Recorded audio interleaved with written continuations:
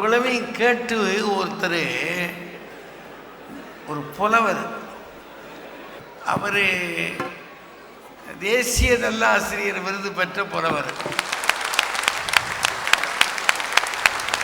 ஜனாதிபதி கிட்ட பரிசு வாங்கினவர், கொதிச்சு போயிருக்கார். எங்கெங்க காதலுக்கு யாராவது பேசுகிறாங்களோ ஆதரவா அவர் வார்த்தை கத்திகளை எடுத்துக்கொண்டு வலம் வந்து கொண்டிருக்கிறார். வாங்க ஐயா, புலவர் ராமலிங்கம். உதவாத காதலை தூக்கி எறிந்து உழைப்பை காதலிக்கும் துபாய் நகர பெருமக்களே, இன்று கல்யாண மாலையை சூட்டி மகிழ்கிறது துபாய். அருமை நண்பர் சிங் ரத்தினம் சகோதரி பிரியா பிரியமுடன் நடத்துகிற பெரிய விழா. திரைகடல் ஓடியும் திரவியம் தேடு என்றான் தமிழன். திரைகடல் ஓடியும் மனிதரை தேடுகிறார் எங்கள் கல்யாண மாலை மோகன். தேடுகிற மனிதர்களுக்கு பாதை வகுத்து தருகிறார் சகோதரி மீரா நகராஜன்.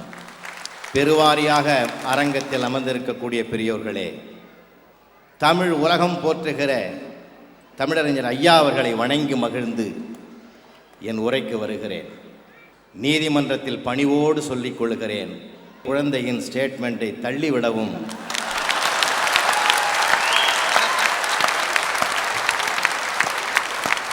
அது மழலை பேச்சு,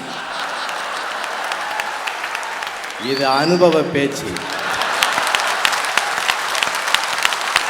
காதல் வளர்வதனால் உலக பொருளாதாரம் ஓங்குகிறதா? கார்ல் மார்க்ஸினுடைய பேத்தி.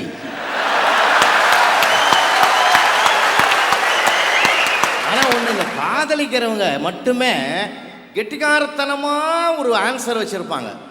என் பையனே கவிதை எழுதுனா, கண்ணே கற்கண்டே கடலில் பூத்த தாமரையே. அட பித்துக்குழி பையல, கடலை தாமரை பூக்காதுடா. ஆனால் அவன் அதுக்கு ஒரு ஆன்சர் வச்சிருக்கான் சார். கடல்ல மண்ணை போட்டு நிரப்பி கட்டடங்கள்லாம் கட்டின துபாய் கண் முன்னாலே இருக்கிற போது ஏன் சார் தாமரை பூக்காதுங்க? ஆர்த்தி சொல் ரொம்ப அது இதயம் மாறுதான், அந்த இதயங்கிறது ஓடியாருதான். என்ன இதை ஜீபும்பா வேலையா? ஆபரேஷன் ஆகாம இதயம் மாறினா ஆவியா தான் போகணும்.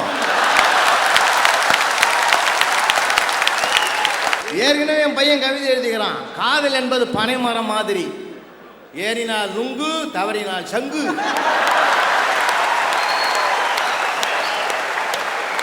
உலகத்திலேயே தம்பிங்களா நான் சொல்றேன், எவ்வளோ பார்த்துருப்பேன் நானு.